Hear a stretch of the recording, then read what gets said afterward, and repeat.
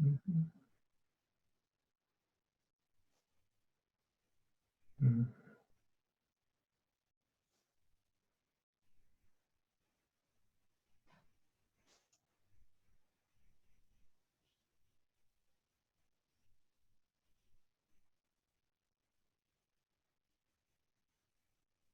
Mhm.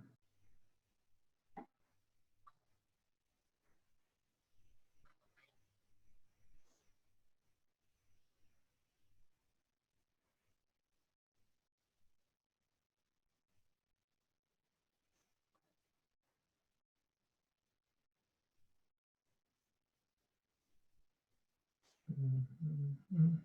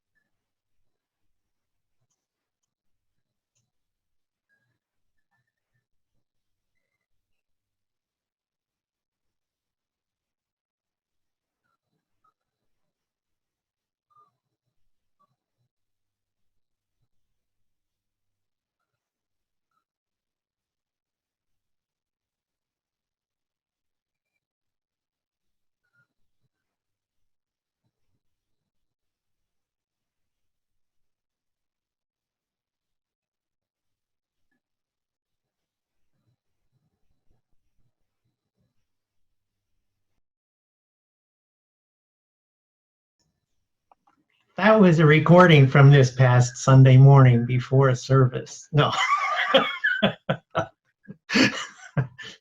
The Lord be with you. Let us pray. Gracious Heavenly Father, guard us, guide us, watch over us in the midst of things we don't always understand. Give us patience and wisdom. Help us to trust in you and to be thankful and grateful for those who have taken time to share their experience, their wisdom, their thoughts, their concerns in this afternoon's gathering. We ask all these things in Jesus' name. Amen. Amen. Hey, everybody. I'm glad you're here. Maybe we do a quick roundabout, say, hi, who are we? And before we do that, I would just like to say thank you for taking the time to be here. I'm Bill Knott, Dean of the conference, for whatever that's worth. And for whatever it's worth, I got off the hook because Kurt agreed to be the moderator for our conversation this afternoon. Once I shut up, you shouldn't hear too much from me. We're really interested today in hearing from one another. Everybody got their video active?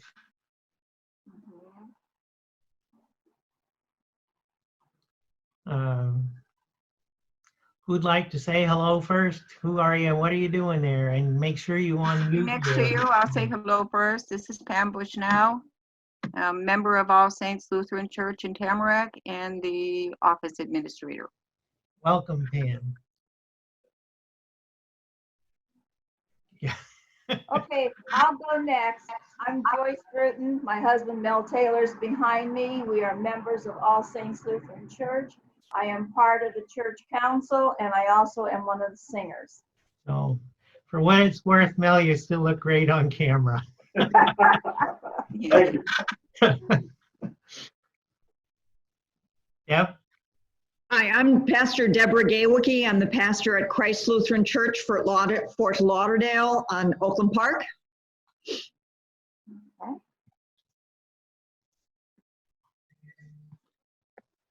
Yeah, that kind of leaves Kurt and Igor, or David, Oh, sorry. there's Sally. And there's more. Yes. We're just saying hi, who are we? Hey, Sally, there she goes. She's got her audio connected.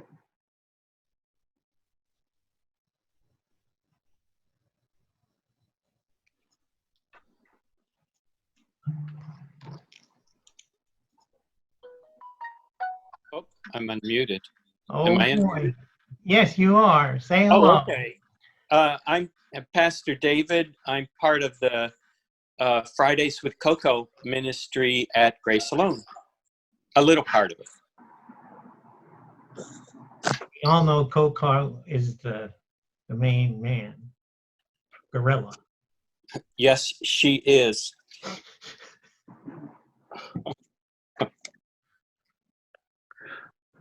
Well, I think that leaves me. Sally, unmute.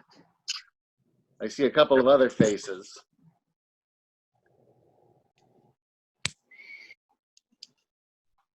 You have to unmute, Sally.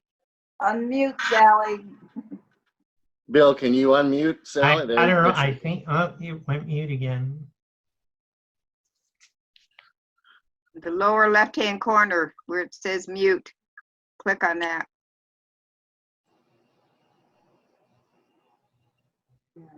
There you go. Okay, there you go. Yay! This is Sally Steer. I'm president of All Saints Lutheran, Tamarack. Oh goodness, we have a large contingent Yes, from we all do. sides. Adam, Pastor Reggie must have sent all of you at once. He did. And I live in Tamarack. So Tamarack is well represented today. We are the- There are a couple other people here, but my name is Kurt Schmidt. I am the cantor, which is the historical title for music director at Zion in Deerfield Beach. I also serve as the communications specialist. So I handle all of the printed media, the bulletins, newsletters, social media, and the website. how's that? Oh, it's it's a little more than a full-time job. I'm working harder now than when I went into the office, and that's saying something. That'll teach Oh, you. good Lord. Oh, I see. You put up information. I stole this from your website. Sorry. Of course you did.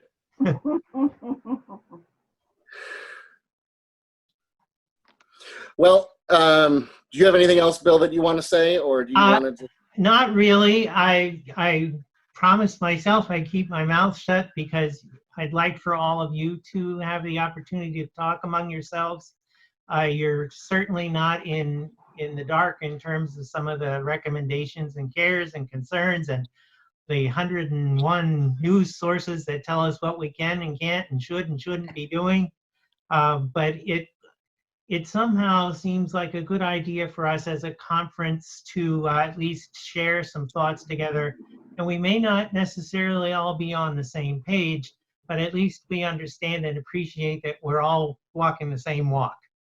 And that's why today happened. And also there were serious questions last week at the clergy conference meeting about reopening and specifically singing. The last thing I'll say, if you don't know, for example, in Germany, the churches are open but expressly forbidden instrumental or vocal music. Yep. And with that said, I'll be quiet. Well, I wanted to. I'll just piggyback on that and say that there is a number, and I can't think of what it is. It's just over 100. But Cologne Cathedral in Germany, very large worship space, is only allowing a little bit over 100 worshipers in for any worship service.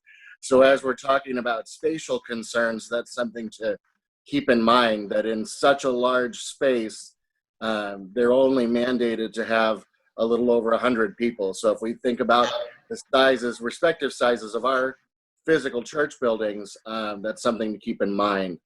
The other thing that I'd like to do is to direct your attention to a couple of resources that you may or may not know about.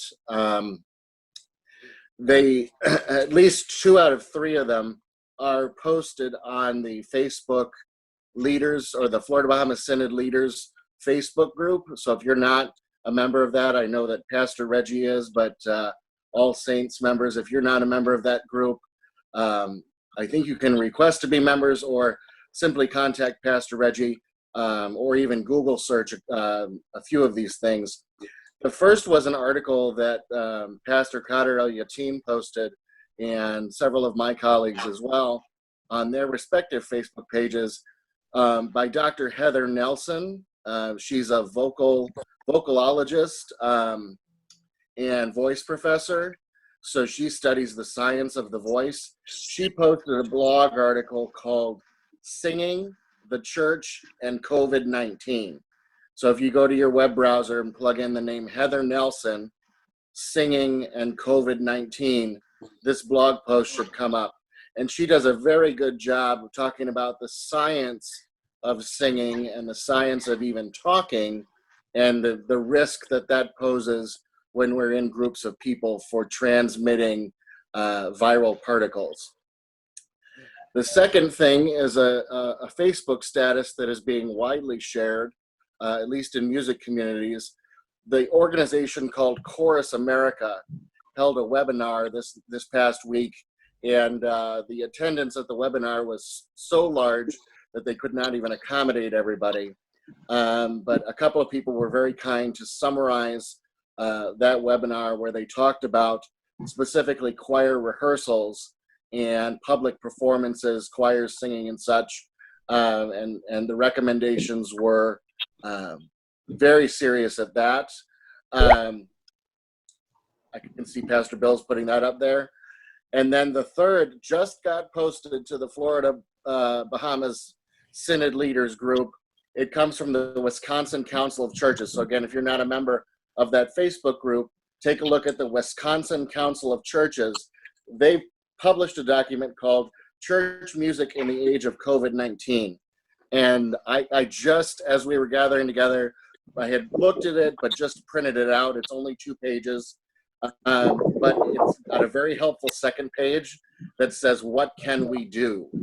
I don't want to say too much, but the consensus from professionals is that singing in groups, even with physical distancing, poses a large risk because of the particles, the aerosol particles that we put in the air, and then that are sustained by air conditioning. So if you think about Florida and you think about summer as it's coming up, we can talk about what to do, but the consensus by all of the experts says that there really is a large risk involved with singing and even with getting together and speaking. So I want to leave it at that. Can I hear some of what your questions and concerns are before we talk about this further? My question was, don't masks have, I mean, I realize they interfere with the quality of singing, but don't they improve the safety of the situation? From what I have read and heard, it depends on the quality of the mask. One of the other resources that I don't have a direct link to, but I know that the bishop sent it following the invitation to this meeting, was a Zoom meeting by the Minneapolis area synod with one of the nation's infectious disease experts, who happens to also be a member of Edina Community Lutheran Church in Minnesota. And he was talking about the different kinds of masks. The N95, the one that they talk about, is is the one that does the best job of protecting us from the virus. The surgical masks are more to protect sharing between in a specific surgery situation. And I'm not in medicine. I don't know exactly how that works. He even went so far as to say that cloth masks are more of an emotional kind of vehicle than actually biologically protecting us from something. We feel better, we feel more secure when we're wearing masks. Dr. Nelson in her article does not speak out for or against masks. Everybody kind of leaves it up in the air, quite literally, so to speak. Helpful. Which is not very helpful. But I think there are some suggestions here, particularly in the Wisconsin Council of Churches document, that might help. So are there any other questions before we take a look at that? Well, one other question that I would have is you said no musical instruments. Well, I can understand instruments that you blow into, but what about a keyboard or an organ? I don't foresee any problem with that. As a matter of fact, the first bullet point on the second page of the document says, piano, electronic keyboard, organ, stringed, or percussion instruments should all be fine for use in the sanctuary as we gather. Remember to have members of an ensemble keep space between them wherever they are. Okay. So I would think all of those instruments would be fine. The caution is against reed instruments, Right. and Any- wind instruments, mouse. basically. Yeah. Mhm. Right. Okay. Says use recorded music played over the sound system rather than live music. Be creative. Just remember no sing-alongs by the congregation. I think this is interesting.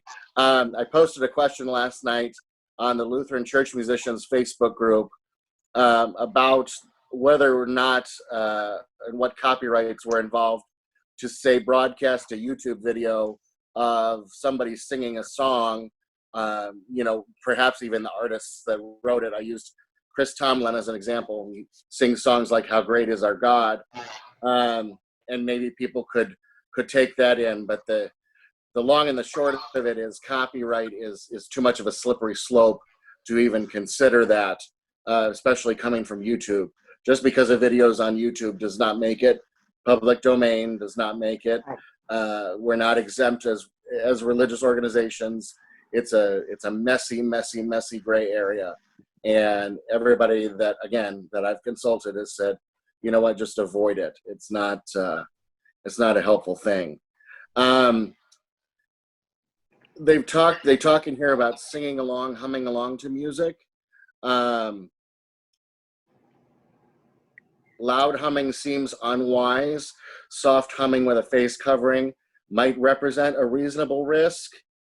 Again, I think we're playing in a very large gray area right now. And then it talks about encouraging sacred music singing in the home, which of course I am a huge proponent of whether or not this is going on. But I think the most logical suggestion at this point, they have a whole discussion, a whole bullet point here about outdoor worship. And they talk about outdoor worship being able to physically distance. If you are outdoors, then the aerosol particles don't actually travel as widely, or they travel in an area where they have more space to move than, say, in our churches with air conditioning. But again, you have to consider your church building. I know that Christ, where Pastor Colloquy is a very tall sanctuary. Mm-hmm. So I don't know if people would properly physically distance, then what's the risk versus the reward? And I think that's the major question. Is it worth gathering together again if we have to do so many things to gather together again? And one of those things is not singing. but we're singing and we're including music in our weekly live streams. I think there's give and take in both, and no clear answer one way or the other. Well, can I ask a question? Sure. Hi. Yeah, so All Saints representative. I think my mic was muted when I came in. So I looked, I remember I saw on that chart that you presented, it said that if there's a 90, so either scenario one, if there's a vaccine, then things could start getting, we could see a future where things are back to normal. Or number two, if like the virus is 95%, for lack of better words, like extinct, then also at that time, like there could be like a phasing into normancy again, and then music would be able to recommence. I think, I don't, Pastor Bill, can you put up the screen share, the Chorus America thing again? Yes, just a moment. One of the things that the Chorus America website said was that we should seriously reconsider any kind of fall performances and rehearsals. I know that my choir does not rehearse in the summertime, so we're kind of, we're out of that, even that discussion. But they were talking about 1 to 2 years of not being able to rehearse, at least in large groups. It's all about the risk. Dr. Osterholm, who spearheaded the Zoom discussion that I discussed just a couple of minutes ago with Minneapolis Synod, said that what's going to happen basically in a kind of a big picture way is that eventually 60 to 70% of the population will either have a vaccine or will have been infected with this virus. So we're not there. We're not even close to there yet. And the way that it's going to happen, and I'm paraphrasing largely, is that we're going to kind of the statistics and the numbers are going to go down, but it's like the eye of a hurricane. And of course, we understand that living where we do, knowing that it's probably going to intensify again in the fall. So I even said to our pastor today, we may be making arrangements to gather outdoors periodically for worship, and even in the sanctuary, but not sing, knowing full well that we might be back to just live stream in the fall and even the winter. And that's not, I said that's not a reality I want to deal with right now, but it certainly is in the back of my mind as something to look forward to, for better or for worse. Yeah, cause like, and then I heard what you said too about the concern about resuming any sort of singing indoors is the fact that because of the air conditioner, it preserves the I guess the droplets that come from our mouths like in the air, and it could potentially float and somebody may breathe that in. Because I remember early on when I heard like Dr. Fauci or some other doctors talking about the disease, and they had initially said it wasn't airborne, but I guess because of the air conditioner and that preservation process of carrying it, I guess far enough that it could affect the person next to you, type of thing. Is that the concern? Like, well, It is I think airborne. so. It is very much airborne, and it is airborne. I just want to read a little bit from the Dr. Heather Nelson's article. I highlighted this part because I knew that somebody, Adam, would ask that question, and I'm glad that it was you. So she says, aerosol particles are small enough that they can disperse from a person just from the normal act of breathing. Singing or loud speech tends to increase the aerosol cloud in size and in distance, sending aerosol from a person 3 to 27 feet, varied by numerous factors. So when you sing or talk loud, you could send it up to 27 feet. Also, because the aerosol particles are so small, they float in the air for much, much longer before gravity finally pulls them to the ground or to the pew or to wherever they are. And when I say much, much longer, I mean 12 hours or more in calm air. If the space where aerosol is present has an HVAC system or a draft that is moving air around, that aerosol can stay buoyant for an indeterminate amount of time. Hmm. That's terrible. Yeah. Yeah. I mean, Really. I hate being the bearer of bad news. And it's, and it really hurts something that is so central to us as Lutherans, and that's being able to sing together. I Yeah. don't know. And like I guess during the times of the old plagues and stuff, they just did the herd mentality technique, but obviously we want to do the other technique. So I guess my second question is, considering that singing or any sort of verbal talking can cause a threat, I mean, would that just mean that if worship is continued indoors, that people should not speak? And I guess the only person that would speak would be the pastor, but he might do it over a face mask or something. I guess we would all be wearing face masks, but then I remember hearing you earlier saying that the face mask, like it offers very minimal, I guess, protection from those aerosol particles that might come out of us, right?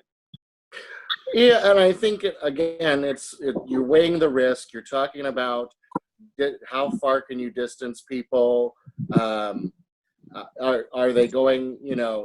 Are they going to sing with a mask on? That would make the part of the mask that's touching you needing to be washed. By the time the service is over, if you're singing into that mask and all the aerosols being collected right there. Could we have spoken responses in worship if people are wearing masks? Sure. I don't see a huge risk with that. I think the risk is when I have my mouth open for an extended period of time and I'm singing.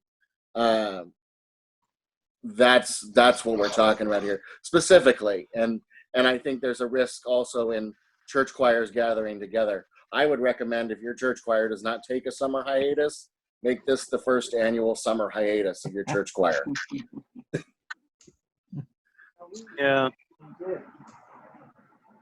Well, at All Saints, we have a pretty minimal choir, like maybe like 3 or 4 people. The other thing that was Only takes suggested one. was doing a video. Well, you probably are all here then. The No. other thing that was suggested was doing one of those videos where everybody contributes from where they are and somebody edits it together. There are apps that do that. I know that even the Association of Lutheran Church Musicians is planning such a video for Pentecost and inviting people to send in their submissions. I am by no means an expert on that, but I do know that that's out there and that's presented as an option. That might be a very good option if you have a choir with only, say, 3 or 4 people, or I would say less than 10. And a technician. Right, that too. Well, from what I've seen from Pastor Reggie, who is making use of his drone in very cool ways. I was really impressed by that too. You've got the technician, so Yeah, but only until he has to go back to work. right. Pastor Deborah, I know you had your hand up. I saw you there. I don't want to lose you. Yeah, I was actually, you referenced what my question was about spoken responses. If everyone in the congregation has the surgical mask on, that should be okay? I would think so. And again, please don't take what I'm saying as an expert. I wanted to pull up the list that came out of our council meeting. And it was really just kind of scratching the surface. Let me see if I can find it. Because we were talking about when we are able to gather together again, what are the expectations? Right. What will be the processes for us to be able to do that? Let me see if I can find it. And Yeah. social distancing of 6 feet, is that at this point being regarded as sufficient? I'm hearing things 6 feet, 10 feet. And that includes not just next to each other, but also in front In and every back direction. of Mhm. each other. I think, again, if we're putting singing into the equation, it's Yeah. one thing. If we're taking singing out of the equation, I think at least 6 feet in every direction. And you would have to then figure out what that is. For us, for those of you that have been to Zion, we have pews, not chairs. So it's at least every 3 or 4 pews. But then families can sit together. I mean, if you're around somebody all day, you let family units sit together and then create, that 6 foot kind of barrier shield in every direction. This is where ushers, I think, come into play to a certain extent. This is where having things posted clearly, put on my communications hat here for a second and say, post it on your website, so that people will know what to expect. Pastorally, I think there's a concern, and I've expressed this a couple of times, where if we say that we're gathering together again, people are going to feel the urge, people are going to feel the need to gather. And some of those people who feel the urge probably still have no business leaving their homes. They're still in that large at-risk category. And how do we, I'll even pose this to the pastors here, how do we balance that sense of, even slight sense of guilt with saying, hey, we're gathering for worship, but we don't think it's a good idea that you come, that kind of thing. I think that's an important part of the discussion too.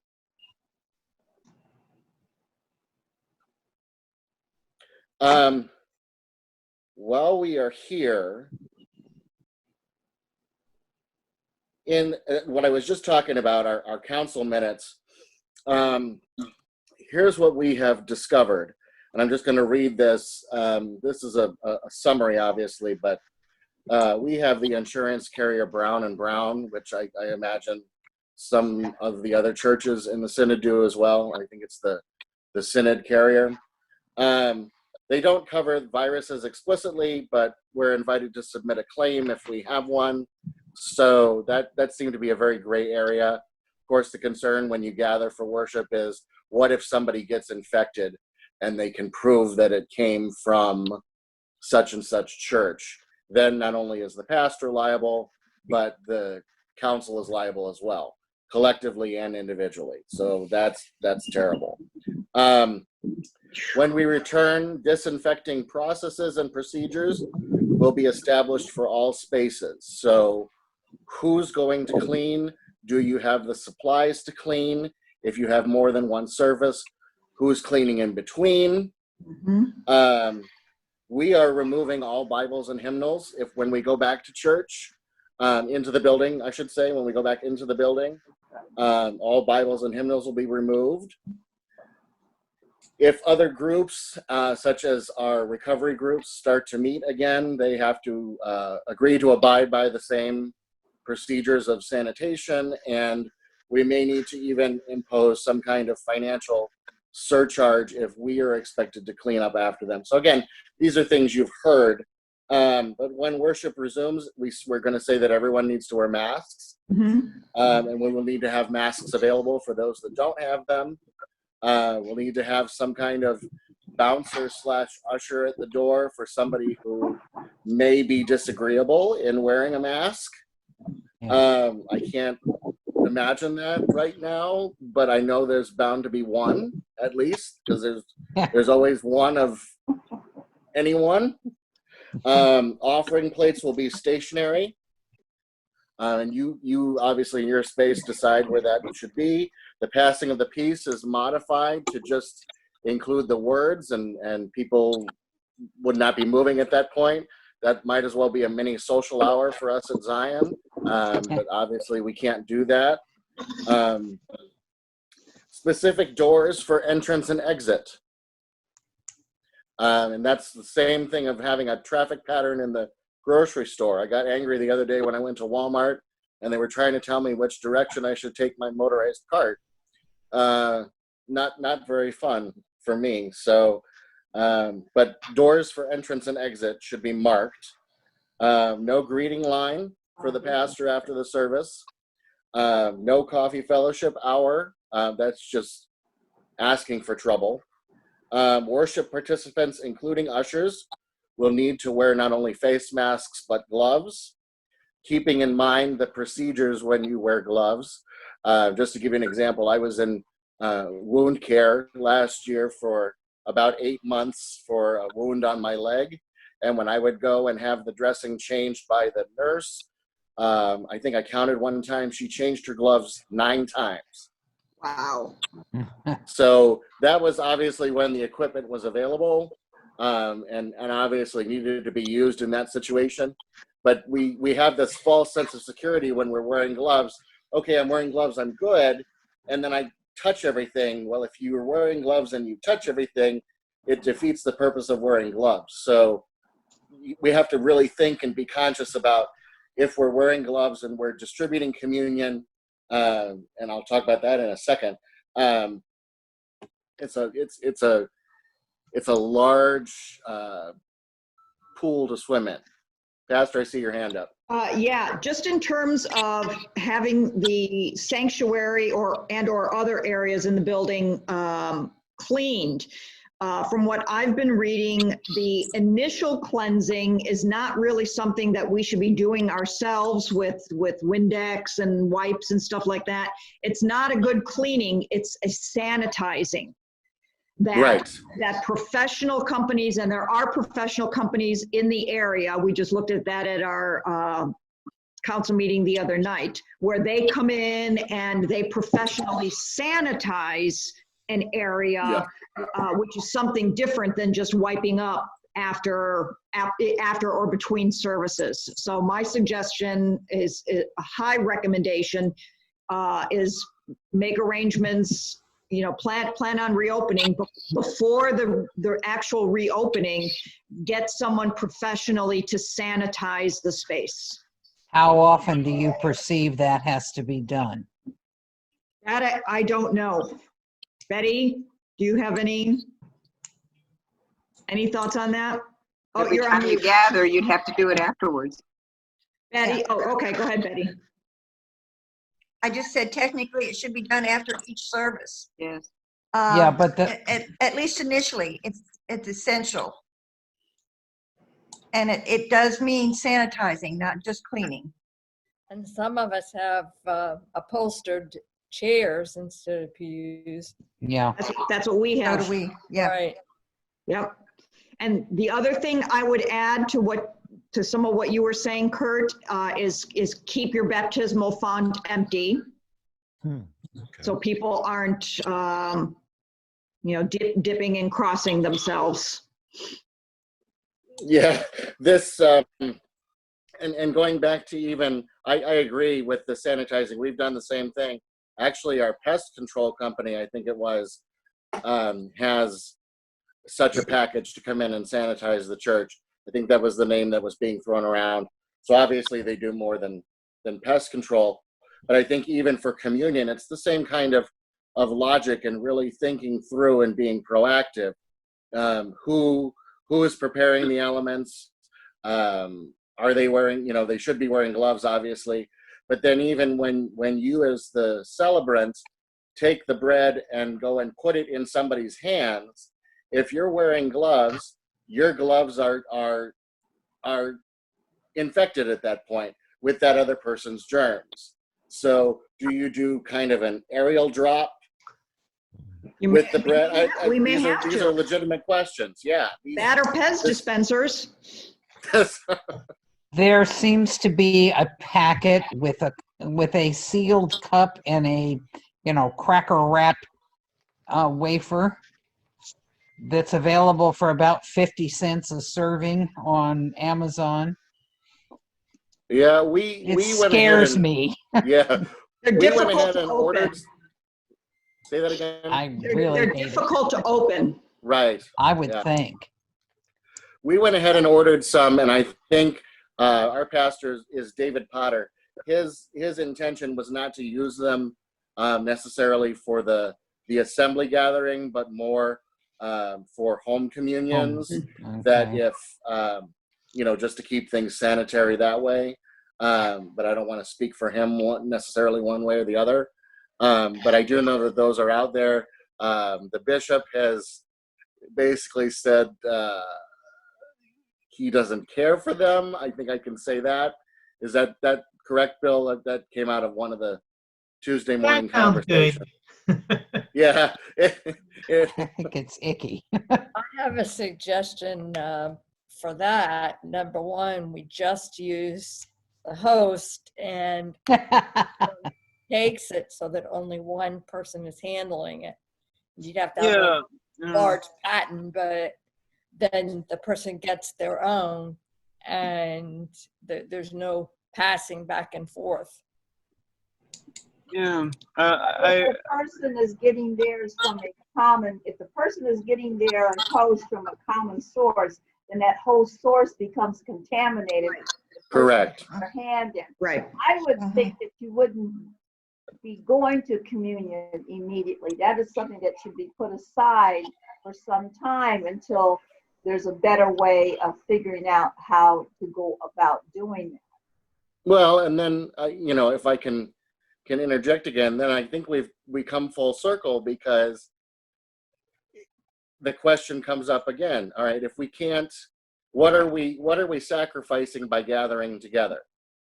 If we're gathering together and it's not a good idea to celebrate communion, it's not a good idea to have the baptismal font full, it's not a good idea to sing, it's not a good idea to pass the peace or have any kind of close fellowship. I see Reggie counting. And all of this. It's not a good idea. Not a good idea. Not a good idea. You can add to that. Go ahead. You said with no hymnals. Well, then no brochures, no bulletins, no envelopes for donations. I mean, you have to go to extremes then. Well, you could put your offering plate stationary somewhere if you have that, or have some means of We have collection. carpeted pews. We have Right. cloth pews. Should people be sitting on cloth pews? Right, and how would they be sanitized afterwards? All kinds of questions. And even then, when we were talking about the possibility of going back, we had been reusing bulletins. The bulletin, not the insert, but which changed weekly, but seasonally, so everybody had easy access to the service music and didn't have to fumble with the hymnal. We decided before we even suspended worship that we would go to not reusing bulletins, at least the bulletin, the shell, and praying them every week. And again, that's a give and take. That's an expense that, depending on the size of your congregation and the intricacy of your bulletin, that you would have to consider. If people aren't singing, then that changes the size of the bulletin. If you don't print the hymns, if you have screens and you can use them, we have screens for better or for worse. And now they're actually, I see a good reason to have them if we're not allowing people to have the hymnals and the Bibles in the pews. Again, where does this leave us when, what did we have, 4 or 5 major things Gone. that we shouldn't be doing, but those things really do form the core, the nucleus of our worship together. Then really what we're getting together for is a very bare bones service of the word, and just the chance to see everybody in person. Do those things outweigh the 4 or 5 things that we're suspending still or giving up? Because I know some congregations, in fact, all the congregations that are represented here are doing fine things on live stream, with music, with singing in homes, with even some, I don't know about these congregations that are represented here, and certainly not with us, but some churches are doing some kind of sacramental communion, whether it's the is it Thomas Aquinas, the prayer of spiritual communion, or Yeah. even going so far as to have communion in the home. And I'm not recommending that by any means, but I'm saying that is happening out there. I will share with you that at All Saints, our service is basically PowerPoint. Everything is projected. So we only had a paper that showed the activities that were going on, but that can easily convert to the PowerPoint because the music, the words said throughout the service was all projected. So we had already taken care of that prior to this happening.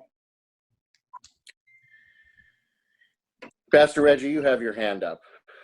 Yes, when I was counting in support of what you're saying, because as Sure, it gave me a chance to really think about it, and to go forward with any type of in-person worship. It might not look anything like anything we've been doing in the past then. And it would definitely be a slice of the new normal.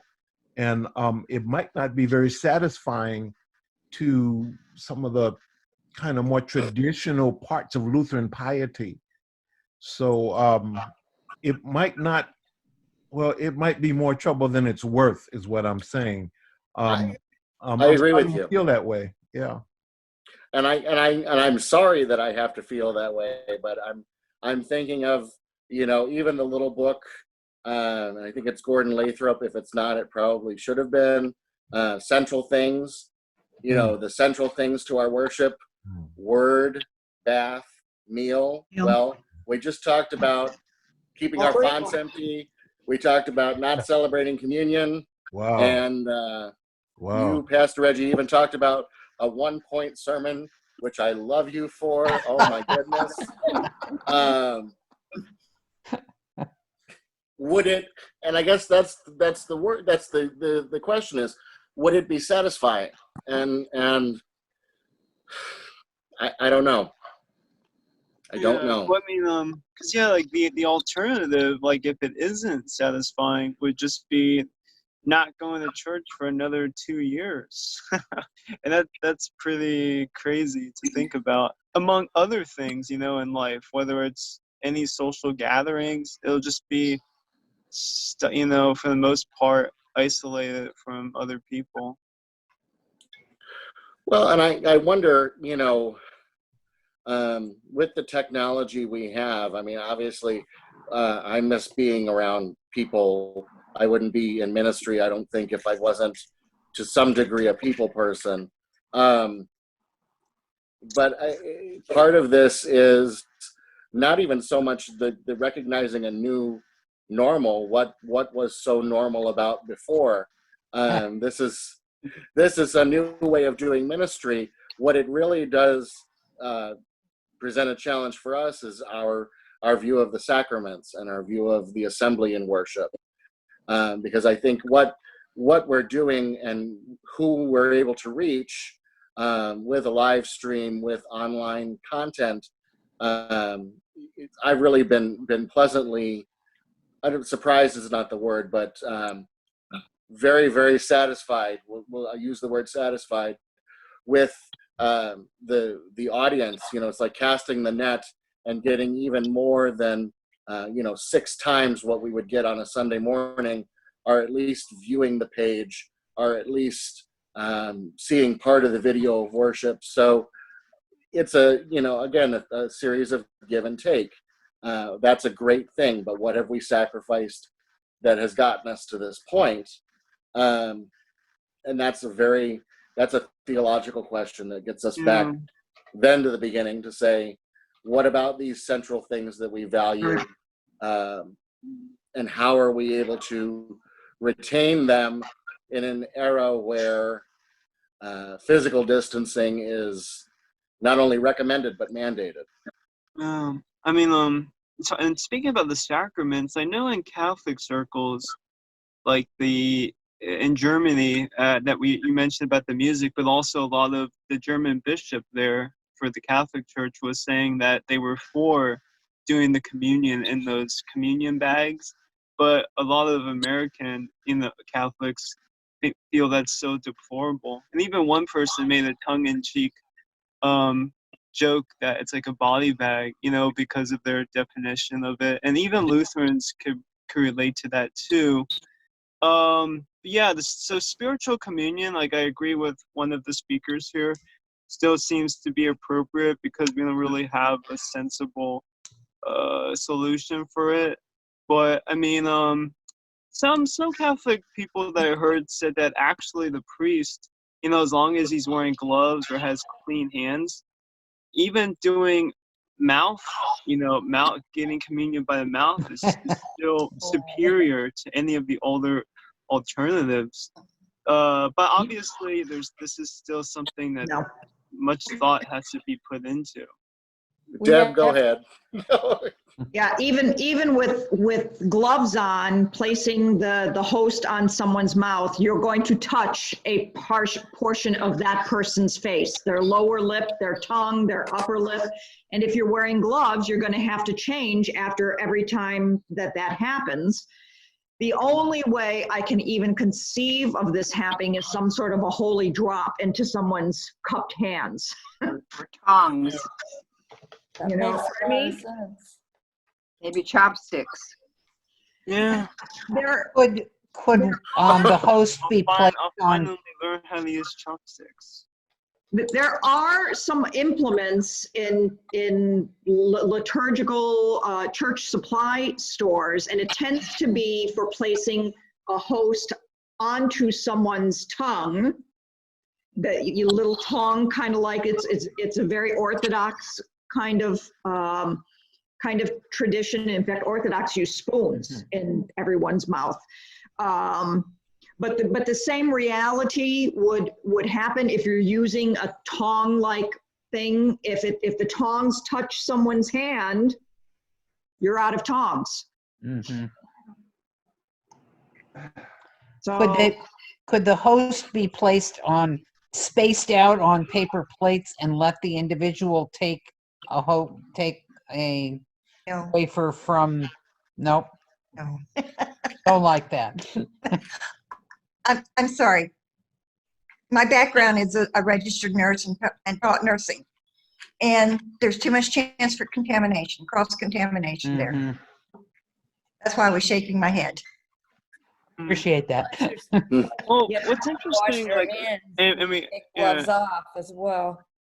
in regards to the other sacrament, baptism, even Catholic Church, that even like lay people, because of the situation where a pastor isn't available always to do it, and now that the baptismal font would definitely be a contamination hazard, that even lay people would be permitted to do baptisms. I mean, is that correct? Did we discuss that? in an emergency setting when there is no pastor available.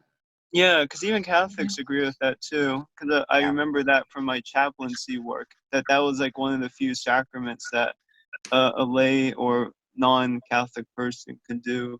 A non-Christian, if in an emergency setting when no one else is available and death is imminent, a non-Christian can baptize. Yeah, with the word.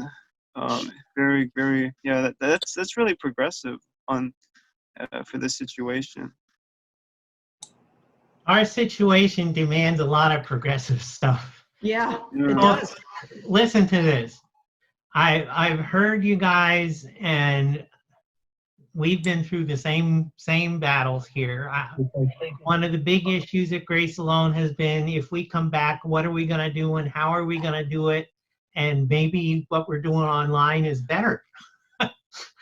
So that all of that is here. And I want to simply underscore for you that the bishop has provided guidance and recommendations, but they are guidance and recommendations. With your pastor, lay leaders in each congregation will decide how we're going to do and what we're going to do with those recommendations, yay or nay or whatever. One of the things that is very scary. The scariest piece of all is people outside the church who have nothing to do with the church. I'll tell you this story. I just heard this today. So some guy suing Publix because he got the virus at Publix. Well, it turns out that he didn't have the virus at all. He had a common cold. So now Publix is going to sue him. But here's the thing. No matter what you do, it's very important to be sure of the coverage that your insurance provides, especially for your pastor and lay leaders, the council or leadership team. And one of the reasons that we don't think about very often, and I can only say I share this because it happened to me at one time, even if Sally Strauss, who's gone to church for 50 years here, and she would never sue the church or be mad at the church or blame the church, but if she gets sick and needs to file an insurance claim with her insurance company, she has to get the benefits of that insurance. She has to sign a little paper that gives them the permission to go after whoever they can for whatever they can. And so the liability issue, while it might seem far away, can be as close as your back door. And I'm heartened to hear the care and concern that everybody's brought to this meeting today. And I believe personally we're going to make it through, but I don't believe we're going to be like we used to be. And I don't have any idea what we are going to be, except that I hope and pray that we will be stronger together and that we will be working together for the sake of the same gospel message that we've always shared. Maybe in words that we've never used before or in ways that we've never done before, but to people who we've never seen before. And so I want to say thank you, Kurt, for serving as moderator today. I want to thank each of you for taking the time to be here. Everybody who received notice of the meeting will also receive a copy of the PowerPoint, and it has live links in there to the documents that we referenced. So you'll be able to check them out for yourself. The meeting with Dr. Ulsterholm and the Minneapolis Synod is about 38 minutes long, so we won't show that today here, but it's worth watching. Any other questions or concerns you can certainly address to, well, don't send them to me, send them to the dean. That would be dean at Grace Alone FDL. Or you can just write or call. My number is 954-253-8057. And I'm pretty certain that in a week or so, we're going to have a follow-up conversation. Maybe you know some other folks who should be there regarding stewardship. Because some of our congregations have secured PPP loans, and yay, thank God for that. But they're only temporary. And so we need to be looking at ways that, like Kurt mentioned, all those extra people out there connecting with the church, but how do we get them to invest in the mission and ministry? Mm-hmm. And I think that's going to be a critical step for the future. Amen. Anything else? Just want to say, folks from All Saints, I sent out a little earlier today copies of that article, Singing the Church in COVID-19, and anything that gets forwarded to me after this Zoom, if you don't have it, I'll forward that out to the council as well. Thank you. Forget who says this. You probably all heard these words from Connie Schmucker sometime along the line. Communication, communication, communication. Let's keep in touch with each other. Let's pray with each other, and let's care for our church together. Amen. Amen to that. Go in peace, serve the Lord. Thanks be to God. Bye-bye. Thank you, Hallelujah. Kurt. Thanks to all of you. Feel free Thank to be you. in touch if you have questions. All Thank right. you, Here, Kurt. Thank and you. the Bye-bye. pastors at least know how to get a hold of me, and I'm on Facebook. So friend me and follow the church, and let's do this together. We'll call collect. Bye-bye.